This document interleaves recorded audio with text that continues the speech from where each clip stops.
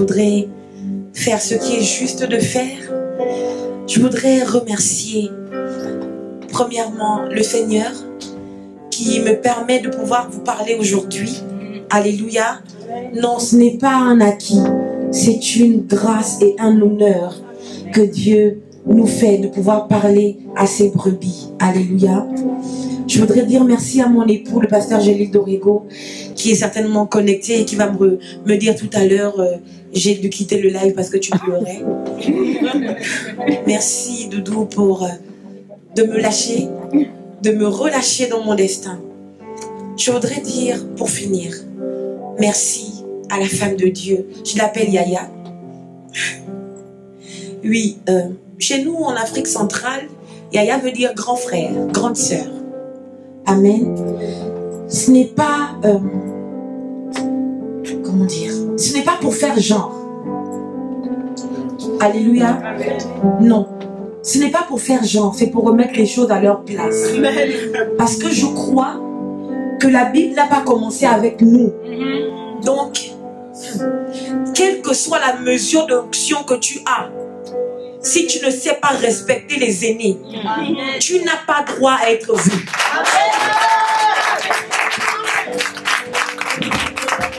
Merci beaucoup, Yaya. Que Dieu te bénisse. Et on ne peut pas parler de Isha. Merci, ma soeur. Que le Seigneur se souvienne de toi.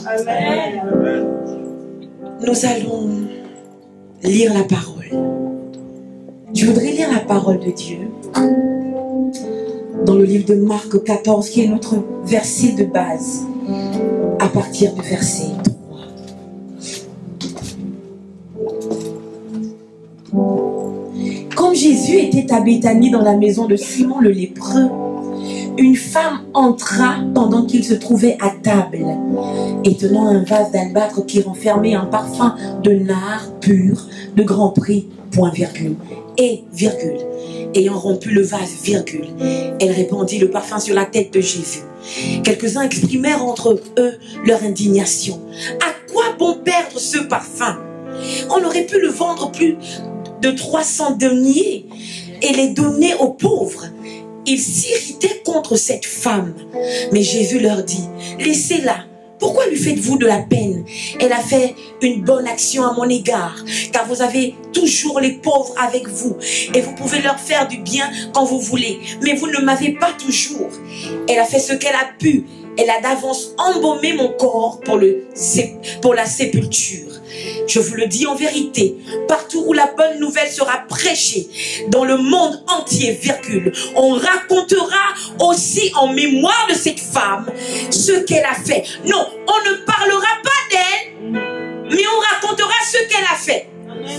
Il y a donc des choses qu'on fait qui fait que notre renommée, du moins notre nom, ou plutôt la chose mystique qui est l'essence même de notre vie, reste sur la terre. Ça veut dire qu'un homme qui est futé, ou du moins qui a rencontré cette parole, doit commencer à réfléchir avant de poser des actions. Parce que c'est ce que tu as fait qu'on raconte. Alléluia. Il y a des personnes qui semblaient n'être rien du tout, mais parce qu'elles ont posé des actes capitaux, alléluia, on les reconnaisse. Je me souviens de ces 3 magiciens, ces sorciers, ces mages qui sont partis d'Orient pour venir parfumer Jésus avec la myrrhe et l'encens. Sans ces actes, sans cet acte terrible qu'ils ont posé devant, non pas l'enfant Jésus, mais devant le roi des Juifs, comme ils l'ont appelé. Où est le roi des Juifs qui vient de naître? Car nous avons vu son étoile briller en Orient. Si ces gens n'avaient pas posé ces actes, nous ne parlerons pas d'eux aujourd'hui. Qu'est-ce que tu poses comme action? C'est ce que tu poses comme action qui va te distinguer. Jésus est arrivé sur la terre. Jésus a grandi. Et Jésus rentre dans son ministère. Jésus ne fait pas la propagande pour dire que lui, il est le descendant de David. Jésus ne fait pas la propagande pour dire que lui, il descend tout droit du ciel. Jésus ne fait pas la propagande pour dire qu'il est le Christ. Il est Dieu dans le corps d'un homme. Non, Jésus ne fait pas la propagande. Mais les actions qu'il pose deviennent évidentes. Les actions qu'il pose fait trembler le clergé de l'époque.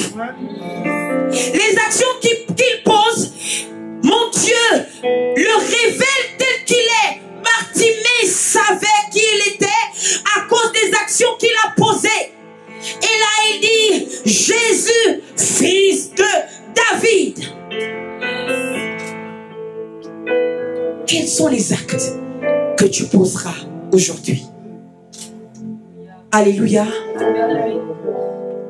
Le thème de notre conférence, c'est l'adoration qui brise le joug. Amen. Amen. Et j'ai envie de dire d'entrée de jeu que le premier joug que Dieu brise dans la vie de celui qui rentre sur le terrain de l'adoration, c'est son humanité. Yes. My God. Je ne veux pas ressembler à Dagon. Je pense que je suis plus que Dagon. Je crois aussi que tu es plus que Dagon. Cette idole qui se retrouve à partager son temple avec l'arche de l'alliance. La Bible déclare que le premier jour, l'arche entre dans le temple de Dagon. On retrouve Dagon le lendemain, face contre terre, devant l'arche de l'alliance. Alléluia. Amen. Et les adorateurs de Dagon estiment qu'il faut relever Dagon. Le deuxième jour, c'est fini pour Dagon. Dagon se retrouve complètement brisé. Ça, c'est une idole. À force d'adorer, elle a été brisée.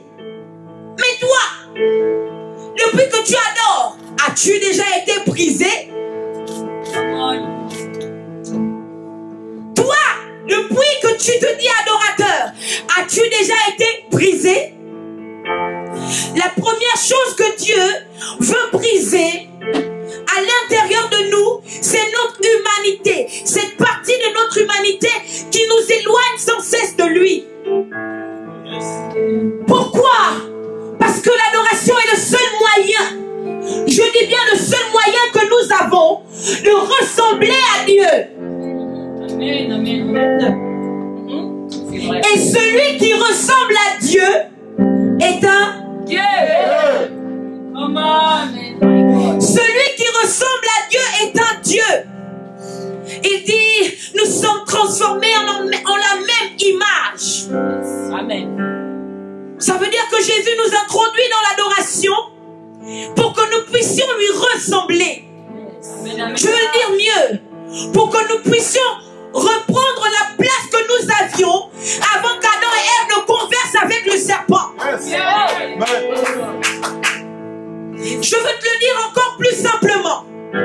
Celui que tu es maintenant, ce n'était pas ça que Dieu avait prévu. Quand Dieu crée Adam, Adam n'est pas censé mourir. Adam est censé être éternel. Quand Dieu crée Adam, Adam n'est pas censé être malade. Adam est censé avoir la santé divine, ne jamais connaître la maladie.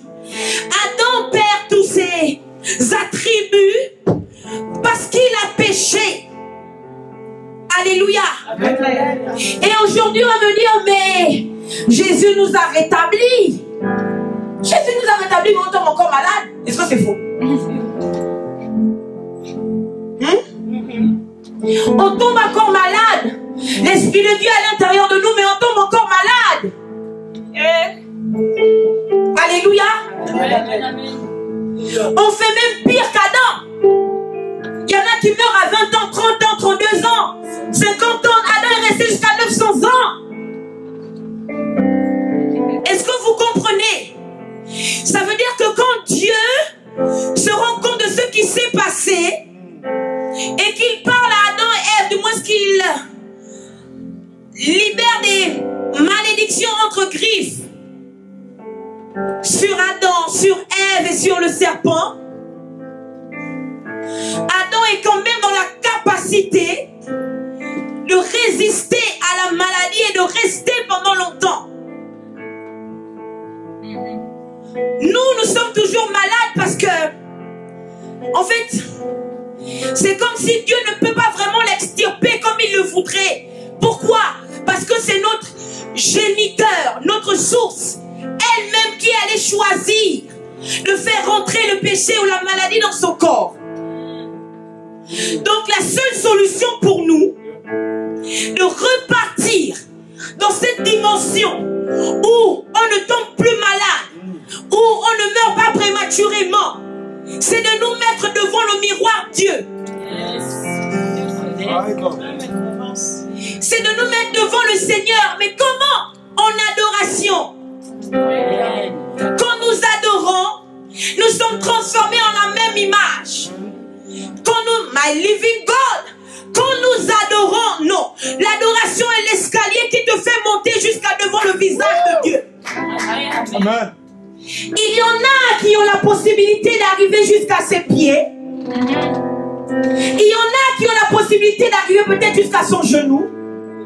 Mais il y a d'autres comme cette femme qui peuvent toucher sa tête. Et dans le nom de Jésus-Christ de Nazareth, je refuse de seulement toucher ses pieds, mais je veux aussi toucher sa tête. Parce que l'onction commence par la tête. Alléluia. Amen. Si tu veux donc adorer, sois prêt à voir ton humanité être brisée. Alléluia. Amen. Oui, l'humanité est ce joug qui parfois nous empêche d'écouter Dieu. Oui, l'humanité est ce joug qui parfois nous empêche de découvrir ce que Dieu dit de nous. Oui, l'humanité est ce joug qui pèse tellement sur nous et cela nous empêche de faire ce que Dieu nous demande de faire. Mais dans le nom de Jésus-Christ de Nazareth, je prophétise maintenant sur toi. Je prophétise maintenant sur toi que Dieu va te transporter dans une dimension d'adoration, de telle sorte que ton humanité ne t'empêchera plus d'entendre Dieu. Non. Dans le nom de Jésus-Christ de Nazareth, Dieu ouvre cette porte ce soir afin que tu y entres et que tu le vois face à face. Au nom de Jésus. Amen. Amen. Amen. Quand je prêche, je reste étroitement attaché au texte. Et c'est ce que je vais faire ce soir. La Bible dit donc, comme Jésus était à Béthanie, dans la maison de Simon le lépreux, virgule, une femme entra. Laissons d'abord la femme et parlons de Simon le lépreux.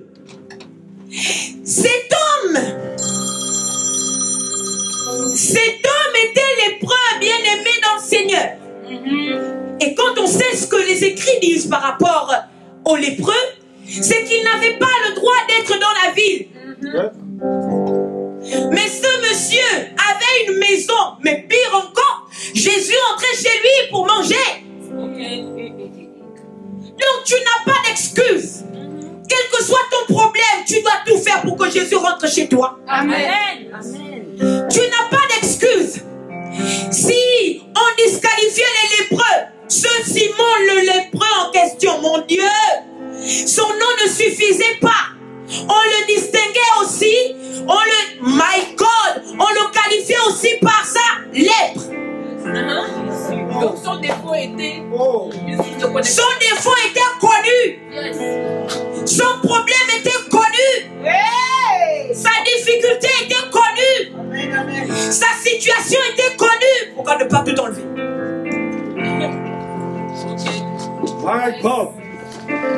Sa situation était connue. Sa difficulté était connue. Son problème était connu. Mais il avait quand même une maison. Et apparemment, Jésus rentrait dans sa maison. Quel que soit le problème que tu as, quelle que soit la difficulté que tu as, quels que soient les noms que les hommes t'ont donnés, telle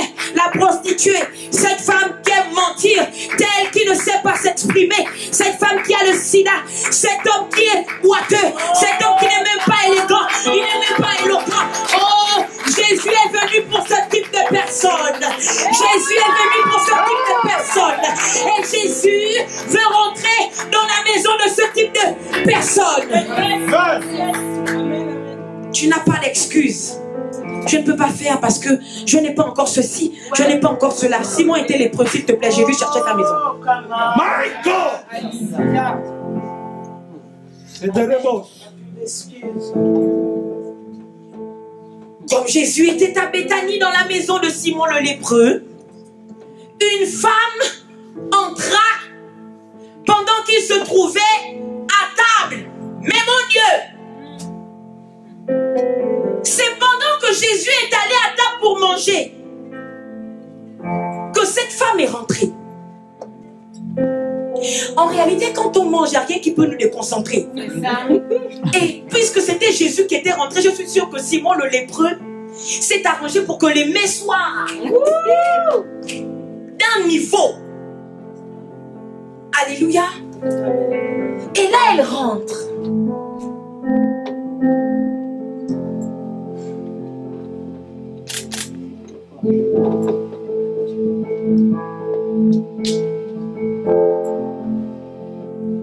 Je me suis dit, Marie, dis-moi, comment tu as su que Jésus était chez Simon le lépreux? Marie, s'il te plaît, et pourquoi entres-tu justement au moment où il va à table? Pourquoi? Oh. Je ne comprends pas, Marie.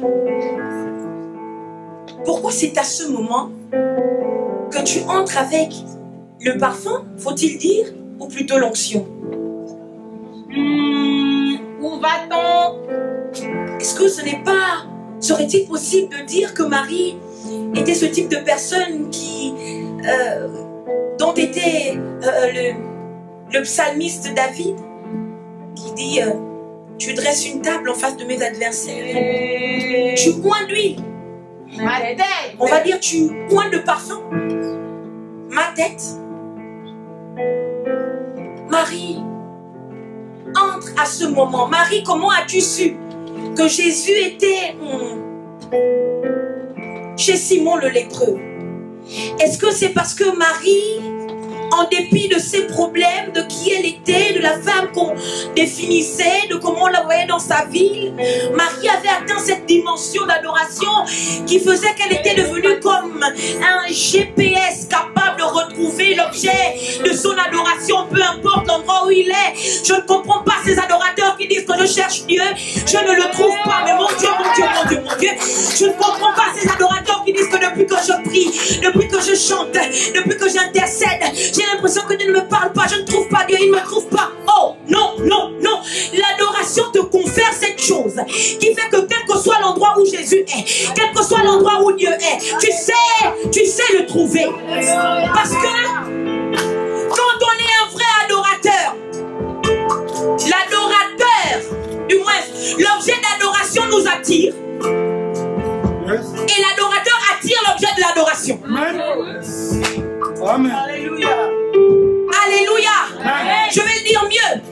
Ce sont là les vrais adorateurs que Dieu cherche. En vérité, c'est même pas toi qui cherches Dieu. Quand tu es un adorateur, parce que toi tu sais le trouver. C'est Dieu qui est censé te chercher.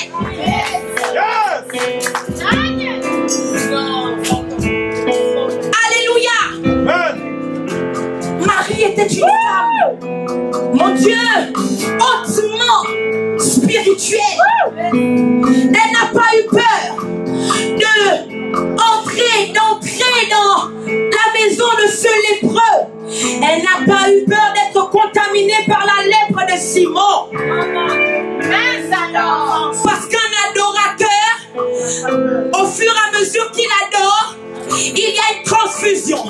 My God, une fois qu'il est transfusé, il y a mutation. My living God, quand il a muté, il n'est plus un humain, quel que soit l'environnement dans lequel il est. Si c'est la lèpre ne le touche pas. Si c'est la mort ne le touche pas. Si c'est la maladie ne le touche pas. Devient un adorateur.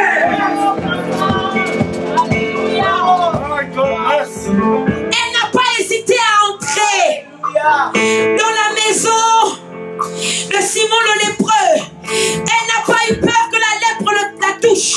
Il fallait entrer dans cet endroit pour poser cet acte capital. Il fallait embaumer Jésus pour la sépulture. gens qui refusent de rentrer dans des endroits compliqués, ils se disent adorateurs. Mon Dieu, c'est justement vous que Jésus choisit pour entrer dans les tombeaux les plus profonds afin de briser les jours. Il n'y a que les adorateurs qui ne sont pas taclés par l'enfer. Il n'y a que les adorateurs qui résistent aux bombes de l'enfer.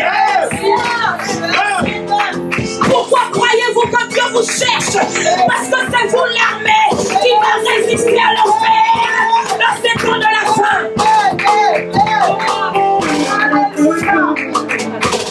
Non, l'adorateur ce n'est pas celui qui a une belle voix. Non, l'adorateur ce n'est pas celui qui compose de beaux chants. Non, non, l'adorateur ce n'est pas celui qui sait danser. Non, mais l'adorateur c'est celui qui sait que l'adoration est une armure. My God, qui le fait rentrer dans le feu pour délivrer ceux qui sont enfouis dans le feu.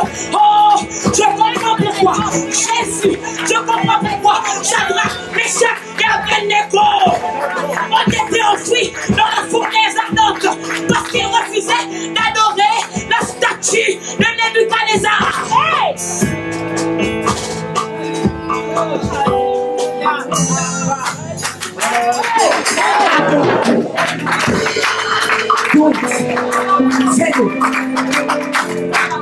Si donc jusqu'ici tu croyais qu'adorer, être un adorateur, c'était chanter, change. Sors de ça. Si jusqu'ici tu croyais que être un adorateur, c'était danser, change. Si tu croyais que être un adorateur, c'était savoir écrire de beaux chants, tout simplement change. Les adorateurs, ce sont ces guerriers de qui, ou bien à qui Dieu donne une armure pour entrer dans les endroits les plus terribles. C'est l'armée de la dernière chance. Alléluia. Shadrach, Meshach et Abednego. Je l'appelle souvent Aben le négro. Avait été jeté dans ce feu parce qu'il refusait d'adorer. Est-ce que vous comprenez?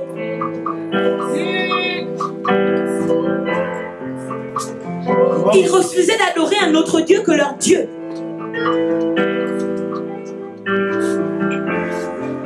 Et on les a jetés dans la fournaise ardente. Mais ils ne pouvaient pas brûler.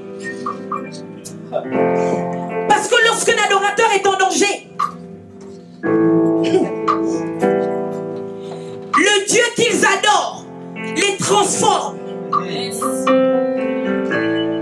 Si c'est le feu, il te met une armure qui fait que le feu ne te brûle pas. Si c'est l'eau, il te donne un pouvoir de telle sorte que l'eau ne t'engloutit pas. Laisse aller mon peuple afin qu'il m'adore, a-t-il dit à Pharaon. Quand Pharaon est arrivé pour les détruire, la mer s'est ouverte et puis ils sont passés. C'est ça les adorateurs, hein? Oh yes. Donc non, c'est pas les adorateurs qui cherchent Dieu, c'est Dieu qui les cherche. Marie a retrouvé Jésus dans la maison de cet homme qui était lépreux. Elle n'a pas eu peur de la lèpre. Alléluia. Amen. Elle trouve Jésus-Christ à table. Juste au moment où, j'imagine, il mangeait ou s'apprêtait à manger. Et Jésus a aimé cela. Parce que la vérité, c'est que les dieux mangent l'adoration.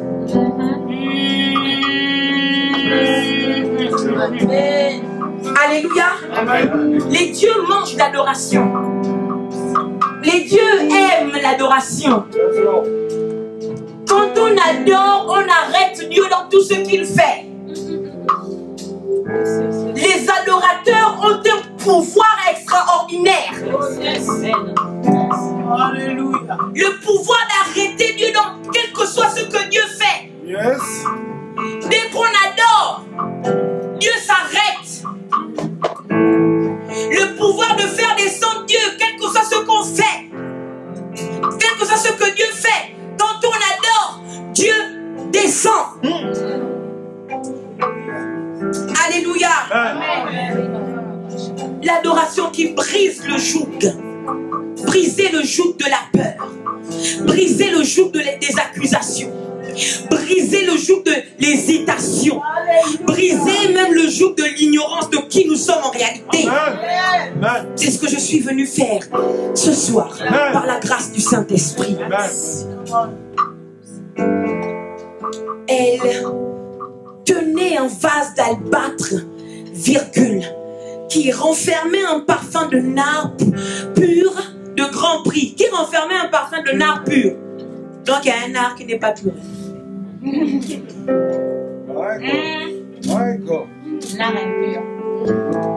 Chacun a son nard, a son nard, a son nard. Peut-être que le nard est déjà sali, bizarre. Tu te dis que c'est encore bon.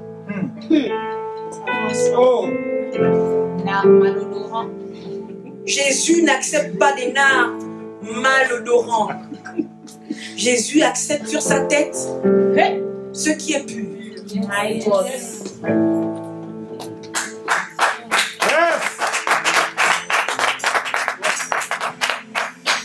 Elle tenait un vase d'albâtre. J'ai appris que l'albâtre est ce matériau qu'on utilisait pour effectivement garder des parfums de grand prix parce qu'il avait la capacité de les garder mieux, de conserver mieux. Alléluia. Amen. Il avait la capacité de conserver mieux. Alléluia. Amen. Et je crois que avoir ce parfum de nard était un pouvoir. Alléluia. Amen. Un pouvoir conservé dans ce vase qui avait la capacité de conserver pendant longtemps et de mieux conserver. Oh, je prie que tu sois même plus que un vase d'albâtre. Je prie que le pouvoir que Dieu dépose en toi maintenant, au nom de Jésus, trouve un vase bien plus précieux, bien plus fort, bien plus résistant que l'albâtre. Alléluia. Amen. Et j'ai aussi appris que les vases d'albâtre étaient tellement bien fait, du moins solide, que pour faire sortir le parfum, il fallait absolument le briser. Il fallait briser ce qui servait de fermeture. Alléluia. Mais j'ai envie d'aller plus loin. Je crois que pour que le parfum sorte et que le parfum remplisse toute la pièce, ouvrir juste le bouchon, ce n'est plus suffisant. Je vais le dire différemment. Si à l'époque de Marc 14, verset 3, il fallait juste ouvrir le bouchon, à l'époque de France, 12 décembre 2020, ouvrir le bouchon ne suffit plus. Il faut briser le bouchon. Il faut briser le parfum. Briser la bouteille. Parce que le parfum que Dieu donne, le parfum que Dieu a relâché à l'intérieur du vase que tu es, a besoin d'embaumer tout le monde entier. Non, le monde, ce n'est plus seulement la maison de Simon le lépreux. Il n'y a plus que la lèpre. Il y a la perversité. Il y a le malheur. Il y a toutes les manigances que l'enfer a relâchées. Il faut embaumer, il faut parfumer le monde. Et ceux qui réussiront à parfumer le monde, c'est ceux qui vont briser les vases. Brise ta timidité. Brise l'égocentrisme. Brise l'orgueil. Brise ces choses. Parfume ta famille. Parfume ta nation. Parfume ton pays. Parfume ton église.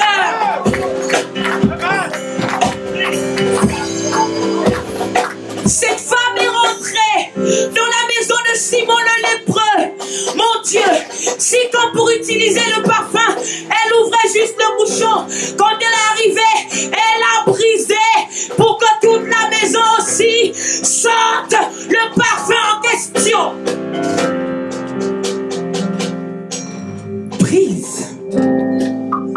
Brise. Parce que tu dois parfumer le monde. Tu dois parfumer ta famille. Brise. Elle tenait un vase d'albâtre qui renfermait un parfum de nard pur de grand prix. Quand elle arrive devant Jésus et qu'elle brise ce parfum, c'est un message extrêmement fort. Elle est en train de dire que tout ce qui en moi, à l'intérieur de moi, tout ce qui m'appartenait et qui semblait être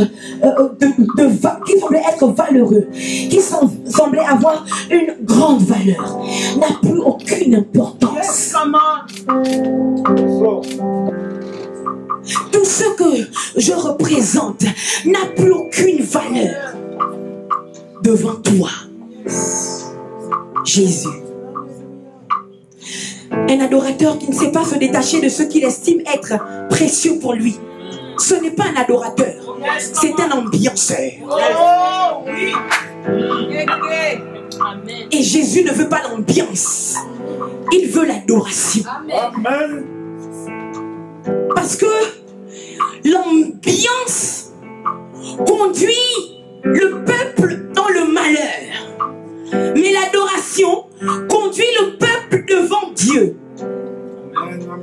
Tous ceux, Jésus-Christ, dans le livre de l'Exode, alors qu'ils sont dans le désert et que Moïse est monté sur la montagne pendant 40 jours, ils perdent patience. Ils perdent patience, ils se disent mais mince, Moïse n'est pas là, c'est fini, il est donc mort. On commence à découvrir qu'en réalité pour eux, leur Dieu ce n'était pas l'Éternel, mais leur Dieu c'était Moïse. Ils paniquent, Moïse n'est pas là, c'est que Moïse est mort. Aaron, fais-nous un Dieu. Fais-nous un Dieu. Donc votre Dieu ce n'était pas l'Éternel, c'était Moïse. Puisque vous ne voyez plus Moïse, vous voulez que Aaron vous fasse un Dieu. Mon onction, son onction, ce n'est pas pour vous fabriquer des dieux. Alléluia, avance là-bas. Vous demandez à Aaron de vous fabriquer un Dieu parce que vous ne réussissez pas à trouver l'Éternel. Yes, come on, avance. Vous poussez les serviteurs de Dieu soit à se transformer eux-mêmes en Dieu devant vous, soit à vous fabriquer des dieux. Mais dans le nom de Jésus, nous ne voulons pas.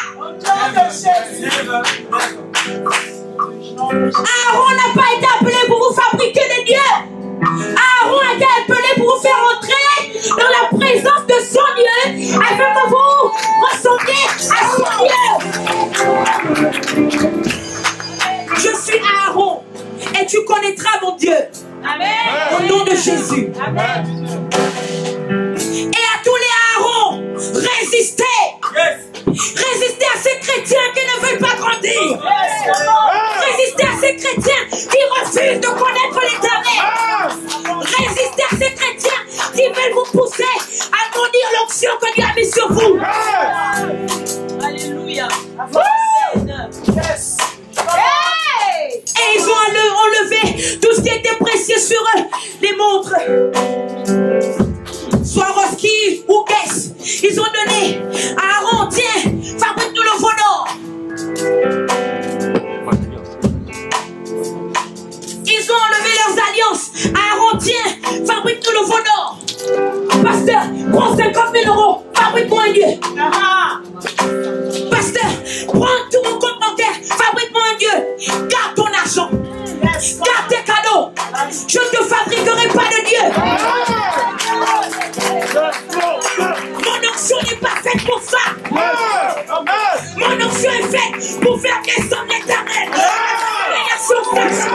Que l'Éternel, le Dieu d'Israël, le Dieu d'Abraham, d'Isaac, qui est Dieu. Aaron, résiste.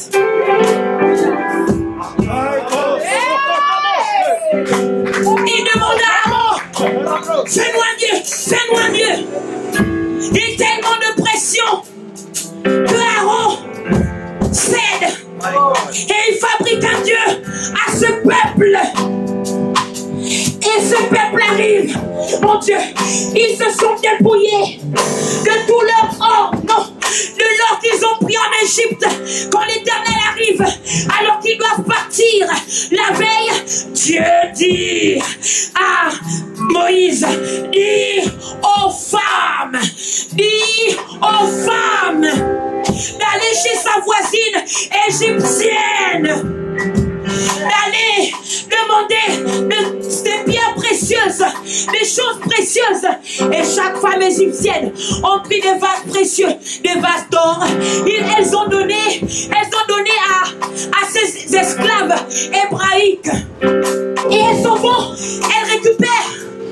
Je ne savais pas que les femmes esclaves avaient ce pouvoir. Elles vont chez les Égyptiennes qui les ont maltraitées. Et elles demandent des vases d'or. On leur donne. Mon Dieu. Elles vont chez ce peuple ennemi.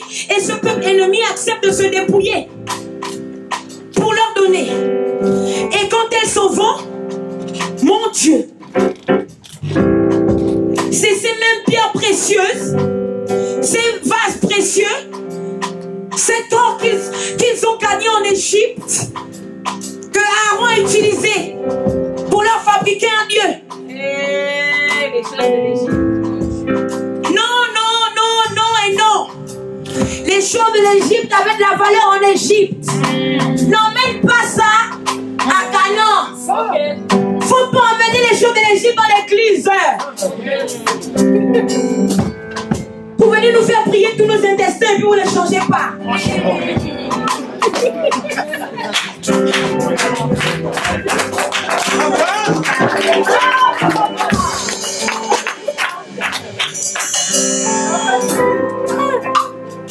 Et là, ils donnent à Aaron leur or. Et Aaron leur fait un dieu. My God. Et ils dansent devant le veau d'or. Voici l'ambiance. Dieu ne cherche pas des ambianceurs. Il cherche des adorateurs. Voici l'ambiance. Et Dieu est dépassé. Il dit, mon Dieu, Moïse, descends vite. Ton peuple là-bas est devenu fou. Ils sont dans les ambiances. C'est pas croyable. Nous n'avons pas été appelés pour vous faire entrer dans l'ambiance. Est-ce que vous comprenez? Nous avons été appelés pour vous faire entrer dans l'adoration parce que c'est là-bas qu'on est changé en la même image. Alléluia. Amen. Et j'ai vu la colère de Moïse. Il arrive et il brise les tables de la loi. Parce qu'il est choqué. Il s'est dit, mais ça c'est quel peuple, mon Dieu. Et je me rends compte que Moïse n'était pas le seul en colère. Dieu aussi était fâché. Et Moïse, je vais les tuer tous. Et je vais faire de toi une nation. Moïse dit, mon Dieu, à cause de ça, tu veux changer tes plans d'origine. Est-ce que vous comprenez que quand on rentre dans l'ambiançage ou dans l'ambiance, on bouleverse Dieu au point qu'il veut même renverser ce que lui-même il a dit. Mais si l'ambiance fait ça, imaginez ce que l'adoration peut faire. Ça veut dire que si tu adores, même s'il y avait un plan de mort contre toi, Dieu renverse les choses.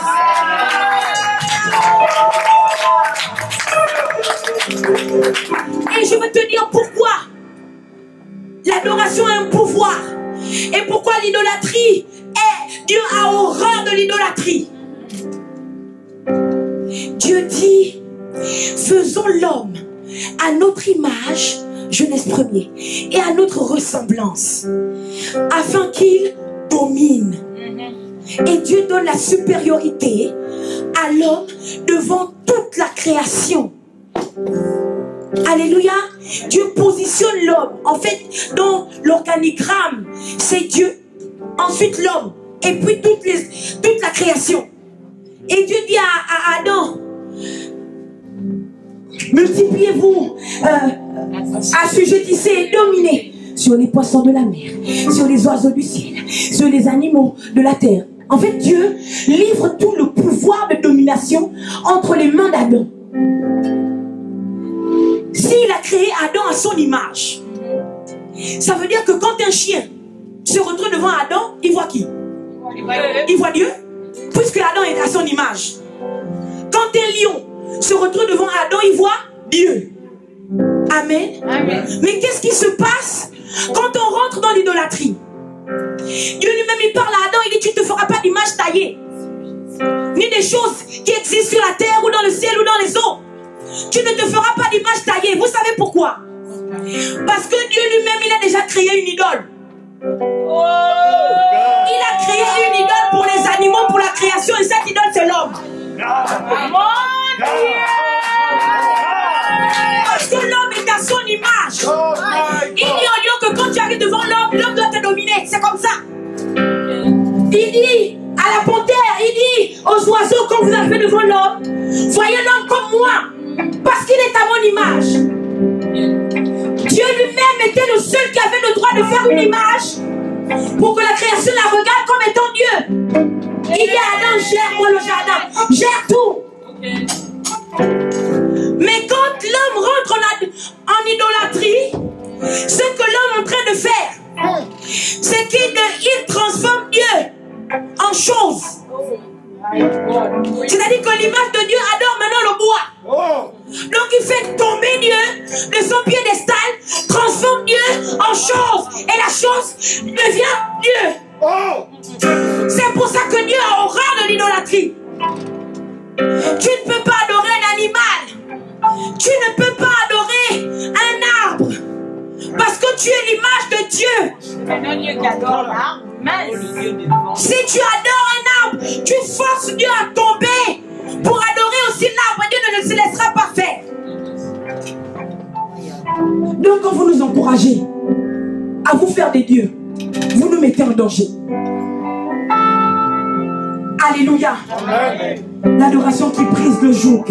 Je prie que toute mauvaise connaissance de l'adoration ce soir soit brisée dans le nom de Jésus-Christ de Nazareth. Je prie que toute fausseté concernant l'adoration soit brisée au nom de Jésus. Elle tenait un vase d'albâtre qui renfermait un parfum de nard pur de grand prix, et ayant rompu le vase, elle répandit le parfum sur la tête de Jésus. Mais ça, c'est quelle dimension d'intimité que tu as qui te permet d'atteindre la tête de Jésus? Je ne comprends pas. Est-ce que vous comprenez que l'adorateur a le pouvoir de tripoter Dieu? Tripotage. L'adorateur a le pouvoir de toucher Dieu partout. Amen. Dieu ne résiste pas aux adorateurs. Est-ce que vous comprenez? Amen. Dieu, c'est dur pour toi. Tu ne comprends pas ce qui t'arrive. Peut-être que parce que tu n'adores pas bien. Parce que Dieu ne résiste pas aux adorateurs. En fait, Jésus accepte de donner sa tête à cette femme. Et je comprends pourquoi, du moins l'image que j'ai, c'est que si Jésus était debout, elle n'aurait pas réussi à atteindre sa tête.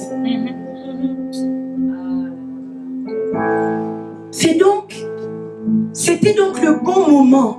La table était le bon moment. Parce que c'était le moment où Jésus pouvait s'asseoir. Alléluia. Voilà pourquoi l'adorateur doit commencer à faire en sorte que Jésus s'asseye. Vous comprenez? Le bon moment, c'est de faire asseoir Jésus. trouver une table à Jésus. En fait, ce n'est plus seulement lui qui dresse une table. Toi aussi, dresse-lui une table afin qu'il s'asseye dans ta vie, qu'il s'asseye dans ta famille, qu'il s'asseye dans ta nation, qu'il s'asseye dans ton église, qu'il s'asseye dans ton ministère, qu'il s'asseye. Si Jésus s'assoit, tu pourras atteindre sa tête. Jésus était beaucoup trop en hauteur pour Zachée. Il a dû monter sur un sycomore. Mais quand Jésus est rentré dans la maison de Zachée, Zachée n'avait plus besoin du sycomore. Le sycomore ne doit pas durer longtemps dans ta vie, mon frère. Tu n'es pas censé rester suspendu et voir Jésus de loin, ma soeur. Il faut à un moment donné faire tout pour que Jésus entre et s'asseye, afin que tu aies la grâce de non seulement le voir sourire, de non seulement l'entendre parler, mais aussi de le toucher non seulement les pieds, mais aussi la tête. Et je vous assure qu'en ce moment, nous avons besoin de toucher la tête de Jésus. La tête, c'est, j'ai envie de dire que c'est le siège de nos pensées. La tête, c'est la chose, mon Dieu, c'est à l'intérieur de notre tête et aussi notre cœur que nous sommes sûrs que Jésus est vraiment Dieu. Nous sommes en état de la fin. Nous vivons des choses terribles et nous demandons, est-ce que Jésus est vraiment réel? Est-ce que Jésus existe vraiment? Oh! Mais si tu touches sa tête, tes pensées, ton âme, l'essence même de ce que tu es, changeront. Fais asseoir Jésus. C'est le seul moyen que tu as de lui toucher la tête. Oh Jésus. Fais asseoir, adorateur. Laisse qu'il s'assied. Je rends grâce à Dieu pour Simon le lépreux. Simon le lépreux, merci à toi parce que tu étais aussi un adorateur. Malgré ta lèpre, tu sentais bon le parfum de l'adoration. Et Jésus a localisé ta maison et Jésus est entré dans ta maison. Et c'est aussi grâce à toi que Marie a réussi à trouver Jésus et à toucher Jésus. Il n'y avait pas de concurrence entre Marie et Simon le lépreux. Ce n'est même pas Simon le lépreux qui a trouvé bizarre que Marie prise le vase d'albâtre. Qu'est-ce que je dis aux adorateurs? Qu'il n'y ait pas de jalousie entre vous, qu'il n'y ait pas de concurrence entre vous.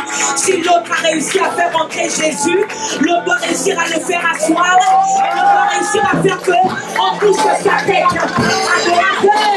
Adorateur, il n'y a pas de division entre vous, il n'y a pas de concurrence entre vous, il n'y a pas de guerre entre vous. Oh, peut-être qu'il y en a qui ont reçu le pouvoir de faire entrer Jésus. Peut-être qu'il y en a qui ont reçu le pouvoir de trouver où est Jésus. Peut-être qu'il y en a qui ont reçu le pouvoir de faire asseoir Jésus. Et il y en a aussi qui ont reçu le pouvoir de toucher la tête de Jésus. Adorateur, soyez one, soyez unis, soyez un. Adorateur. Elle atteint la tête de cet homme, qu'est Jésus-Christ. C'est Marie. C'est Marie, son nom. Marie de Béthanie, qui a réussi à mettre sur sa tête, sur la tête de Jésus, le parfum qu'elle avait. Et je me rends aussi compte qu'il y a une autre Marie qui a réussi à oindre Jésus, mais plutôt ses pieds, avec ses larmes. Et je me rends aussi compte qu'il y a une autre Marie qui a réussi à le porter et à le préserver, ensuite à l'offrir aux hommes. Marie, je ne sais pas pourquoi ces femmes s'appelaient toutes Marie. Pourquoi ces femmes me font également penser à une autre Marie, Myriam, Marie, la sœur de Moïse. qui a réussi à suivre cet enfant qui était camouflé dans ce panier de joncs qui allait sur les eaux. Marie. Pourquoi c'est que des maris? Et là, je vais le dire différemment. Pourquoi c'est que des Isha? Les hommes, je vous aime, mais je me préfère. Pourquoi c'est que des Isha? Myriam qui, non, my God, Myriam qui sait suivre du regard le panier de joncs dans lequel se trouve le libérateur. Marie qui sait recevoir, qui sait se laisser couvrir par l'ombre du Tout-Puissant pour recevoir un autre libérateur. Marie de Magdala qui sait essuyer les pieds de Yeshua, du libérateur, avec ses larmes. Marie qui sait oindre Jésus avec son parfum. Pourquoi que des Isha? Elles sont à l'image de leur mère Ève. Elles sont à l'image de leur mère Ève, mon Dieu, qui a bataillé avec le serpent, mais elle n'a pas abandonné. Cette femme n'a pas abandonné. Une femme sincère, une femme franche. Quand Dieu arrive lui parler, mais Ève, pourquoi tu as fait ça? Je ne cache pas ma faute. Je ne savais plus ce qui m'a pris. Le serpent m'a séduite. Seigneur, elle a dit la vérité, Ève. Que Dieu soit loué pour ta vie. Parce que tu as dit la vérité, tu as ouvert ton cœur. Oh Dieu qui t'a façonné, il t'a ouvert une porte de sortie. Il te mordra le talon, mais toi tu lui écraseras la tête. Ces femmes sont à l'image de leur mère Sarah, qui n'est jamais trop loin d'Abraham pour entendre ce que ces trois êtres vivants lui disent. L'année prochaine, à la même époque, tu auras un fils. Je reviendrai, ta femme sera enceinte. Elle n'est jamais trop loin pour se rendre compte que l'enfant de l'esclave ne doit pas hériter avec Isaac, mon Dieu, son fils. Je suis en train de parler aux femmes. Mais si je parle aux femmes, je parle aussi aux hommes. Tu es un homme marié. Tu seras marié demain. Mon Dieu, écoute.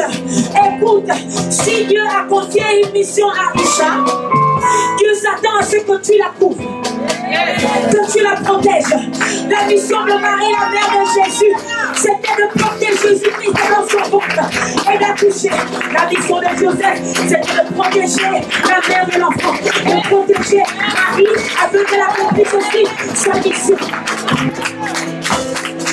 Elles sont à l'image de leur mère Rebecca. Je ne te connais pas, je ne t'ai jamais vu, mais parce que j'ai transcendé, je connais, je sais voir des hommes porteurs de destin. Cet homme arrive, il me demande de l'eau à moi, mon Dieu, mon Dieu, mon Dieu. Il me demande de l'eau à moi, comme Jésus a demandé de l'eau à cette Samaritaine.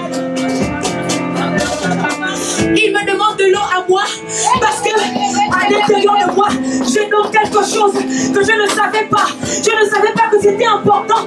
Je ne savais pas que c'était capital pour la suite de l'humanité. Elles sont à l'image de leur mère, Rebecca. On t'a beaucoup critiqué, on t'a beaucoup rejeté, on t'a beaucoup humilié. Mon Dieu, tu es certainement une Isha, tu es certainement une Rebecca. Tu as quelque chose à l'intérieur de toi. Les nations viendront te demander de l'eau. My God, le maître viendra te demander de l'eau.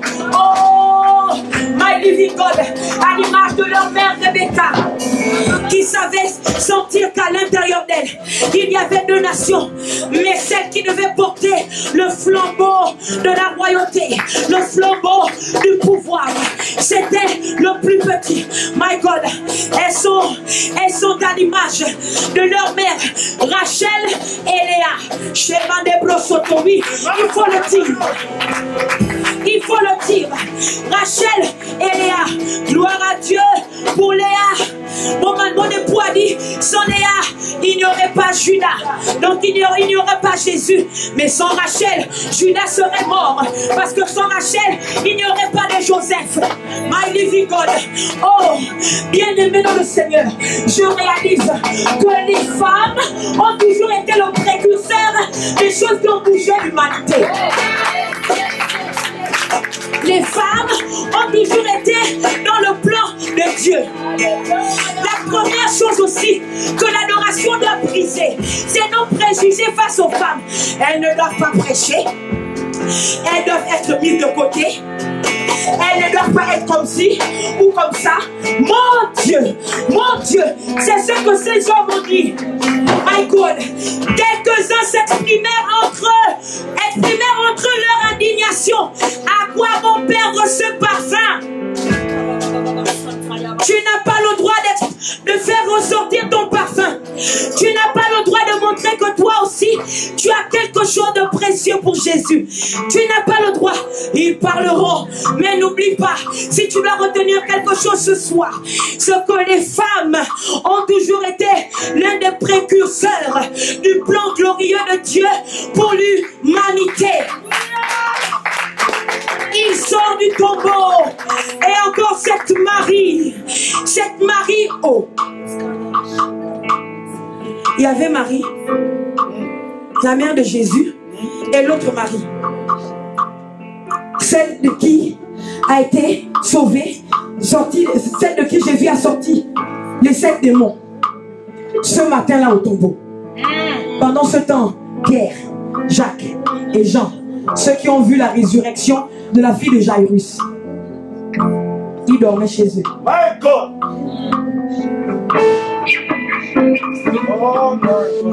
Pierre, Jacques et Jean, qui étaient témoins de la résurrection de la fille de Jairus, dormaient chez eux.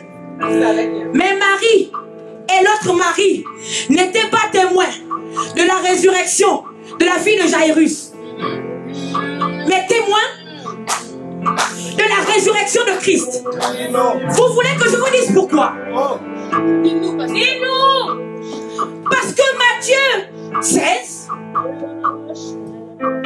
on dit 16, la Bible déclare que le matin, elles se sont levées avec des parfums. Hey! Encore des parfums. Elles sont parties de là où elles étaient pour aller oindre, pas Jésus vivant, mais Jésus mort. Elles savaient que le Messie était mort et qu'il avait déjà été mis dans un sépulcre. Mais elles savaient aussi que le parfum d'adoration a un grand pouvoir. Le pouvoir d'ouvrir les sépulcres. Elles s'en vont avec leur parfum. Oh, mais qui nous roulera la pierre. Ma soeur, ton parfum va ouvrir les portes qui étaient fermées. Oh, mais qui nous roulera la pierre. Marie, te souviens-tu? Tu l'avais déjà loin. Tu avais déjà loin sa tête. Mais qui nous roulera la pierre. Ma soeur, ton parfum va ouvrir le tombeau. Ton parfum va ouvrir cette porte qui était fermée. Ton parfum, elle partait pour adorer. Elle partait pour mettre des parfums sur Jésus-Christ. Elle partait pour mettre des parfums. C'est à cause de l'adoration, à cause des parfums, que ces femmes, combien même elles ont raté la transfiguration, combien même elles ont raté la résurrection de la fille de Jairus, combien même elles ont raté tant de choses, mon Dieu, mais elles ont été témoins de la chose la plus capitale de l'humanité. Non, de notre foi. Si Jésus était seulement mort, tout ce que nous faisons ici n'a aucun sens.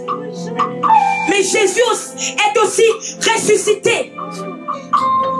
Alléluia. Amen.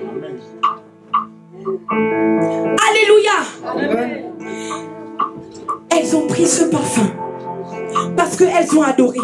Le sépulcre s'est ouvert. parce qu'elles avaient la conscience des adorateurs. Le sépulcre s'est ouvert. Est-ce que nous pouvons nous lever ce soir? Je crois que je n'ai plus de temps. Est-ce que nous pouvons nous lever ce soir?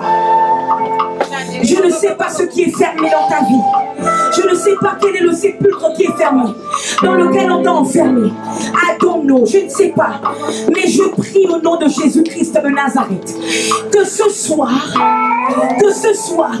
parce que tu rentres en adoration, que ce soir, parce que tu rentres dans les profondeurs de l'adoration, que les chaînes qui te retenaient se brisent au nom de Jésus, que les sépulcres s'ouvrent au nom de Jésus, parce qu'il y a une dimension de l'adoration qui brise les jougs au nom de Jésus-Christ de Nazareth.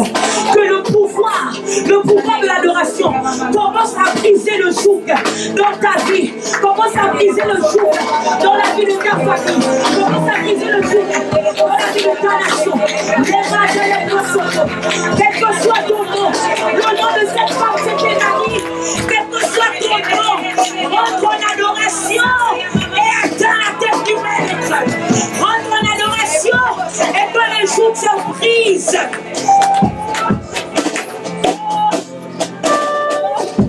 Seigneur, tu nous as mandaté ce soir pour quelque chose de fort.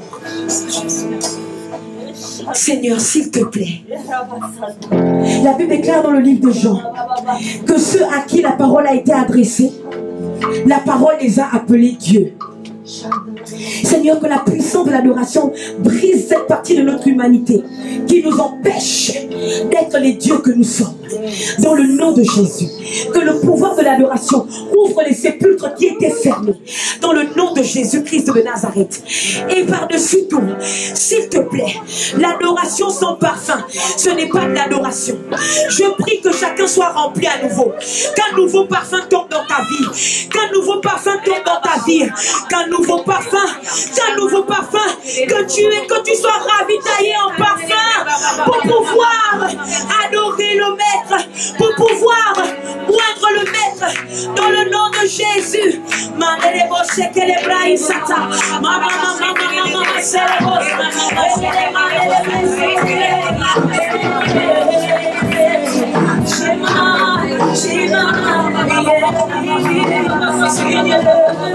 Nous t'adorons, éternel, oh, nous t'adorons, oui Seigneur, oh, nous t'adorons, tu peux le dire, oh,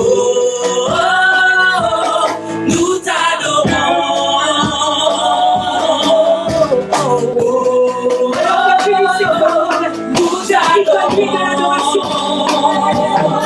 alors que tu dis ces paroles,